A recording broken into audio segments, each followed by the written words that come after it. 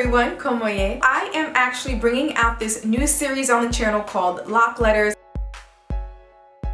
I sent out a newsletter asking folks if they wanted to send me questions regarding locks or natural hair. I have a section now on the blog called Loc Letters where you can send me your questions, and what I'm going to do is answer them in videos for you all. And without further ado, let's get started. The first question comes from Sonia, and Sonia asks, I'm scheduled to get my hair transplant and the surgeon has suggested I cut off my locks. I do wear sister locks, so they are very lightweight, and I truly believe that my loctitian was just pulling way too tight. I don't want to lose my locks, but I want to regain my edges, which will happen with the transplant. So I need suggestions quickly, and I don't want to cut off my locks. Thank you for your attention and time. Thank you so much for your question, Sonia. Okay, so my experience, I didn't have to cut off my locks. It was like I didn't have to. So I'm kind of like perplexed as to why your surgeon would have you cut off yours. I mean, I would definitely say seek another opinion. If you do want to ask my dermatologist her opinion, you are more than welcome to do so. She actually has a section on her site where you can ask her questions and she'll give you her feedback. If the issue is with you retaining your length, then maybe you could possibly comb out your sister locks, but I kind of feel that that would take a lot of time, and I don't know if you have that kind of time. I mean, combing them out is one thing you can do. Also, taking a break from going to the loctician, maybe to ease the stress off of your scalp, would definitely help as well. That's all I have on the matter. If any of you guys have suggestions for her, please leave it in the comment section down below. Hopefully it's not too late for her to get this answer. The next question comes from Juanita, and she asks if I can give some pointers on using the Wrap-A-Loc tools, and I most definitely can. There are many ways to use the Wrap-A-Loc tool, but for me, I like to use it from top to bottom. Some folks like to start from bottom to top, but me, I'm the other way around, just because I find it so much easier to do. And I actually have a Wrap-A-Loc tool right here, and I mean, I feel like I would, okay, you know what? Okay, so I have a lock right here, not a very healthy one, but I just wanted to show you a little demo on how I use the Wrap-A-Loc tool. So I like to start from the top, and what I do is I just put the Wrap-A-Loc tool at the root or close to the root as possible. And for future reference, I like using 2 locks at a time, but just for this demo, I'm just showing you with 1. When you put it at the root of your hair, you're going to bend the end of the Wrap-A-Loc tool.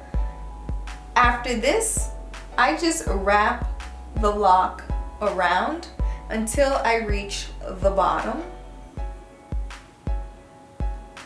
And this process is so much quicker for me. As you can see, it takes me less than a minute to complete. Once I've reached the very end, what I would do is just bend the Wrap-A-Loc tool. It's very similar to using flexi rods. If any of you have used flexi rods before, it's very similar.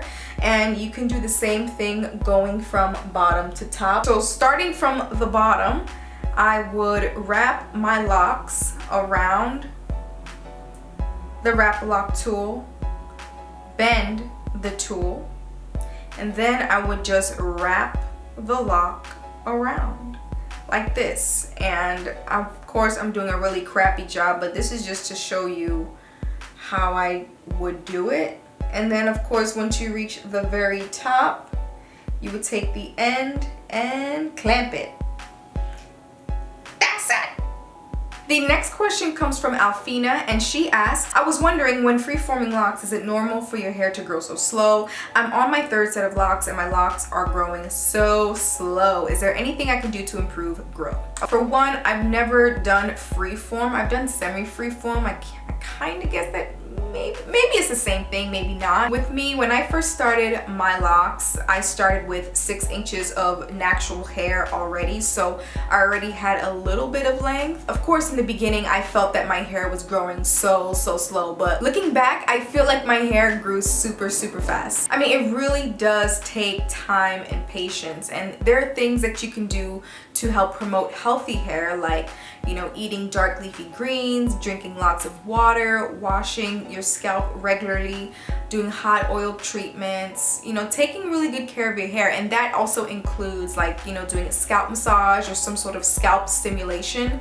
And I think that's really important. I would go for healthy hair over long hair any day. The next question comes from Benita, and she's had her locks for about 7 years. She's had breakage at the bottom of her locks, and she's not really sure why that is. She hasn't been using Sister Lock products 100% of the time, but she hasn't been putting lots of products in her hair. She wanted to know my insight on it, as well as how to get a handle on the breakage. Her hair is still growing well from the scalp, and she's just not sure why her ends are breaking. There are a couple of things to ask yourself. One, if you've ever colored or bleached your hair. I know for me, when I bleached my hair, I noticed a tremendous amount of breakage in the ends, because that's where I bleached my hair. And I can even feel like the ends, it doesn't feel as dense as the rest of my hair. So that's something to, you know, ask yourself. Another thing is Sabine from Sabine's Natural Hallway Hair Salon actually mentioned to me that using those small black rubber bands can cause, you know, indentations in your locks and possibly breakage. So do you use a lot of black rubber bands in your hair? That's another thing to ask yourself. Also, have you been conditioning your ends? Have you been doing hot oil treatments? Do you do protective styling just to get them out the way? What type of fabrics are you putting on your hair? Anything other than silk or satin will really suck out the moisture, so be sure to get your bearings on that, girl. What are you using? What are you not using? And hopefully you can find a common denominator. The next and last question comes from Rosaline, and she asks a couple of questions, by the way, so let's get into it. I've been wanting to ask you this question for the longest time since you unlocked the front part. I find your style very unique, but most likely the best of both worlds. I've been strongly for the past 8 years debating if I should shave it off. I hate my edges and dislike my locks grid. He did a poor job and didn't know nothing at the time.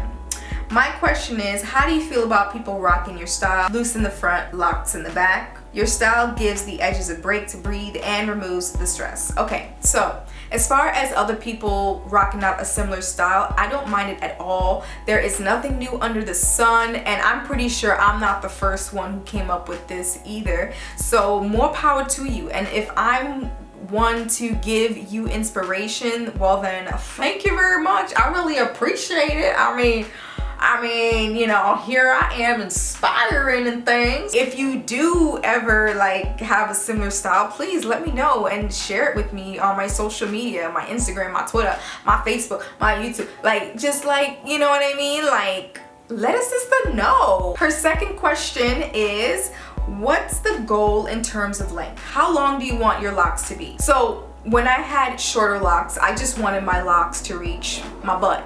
I've accomplished that goal, and right now I'm just chilling. I really don't have any length goals anymore, although I do want to keep my hair long for the wedding, and after I get married and stuff, I definitely do want to make a transition into another hair journey. I'm thinking maybe a short tapered cut, you know what I mean? I don't know, I have to see how this face shape works out with that. But yeah, I want to try out being a loose natural for a bit, but I do eventually want to go back to locks in the future. I'm just riding out the waves, you know, cruising.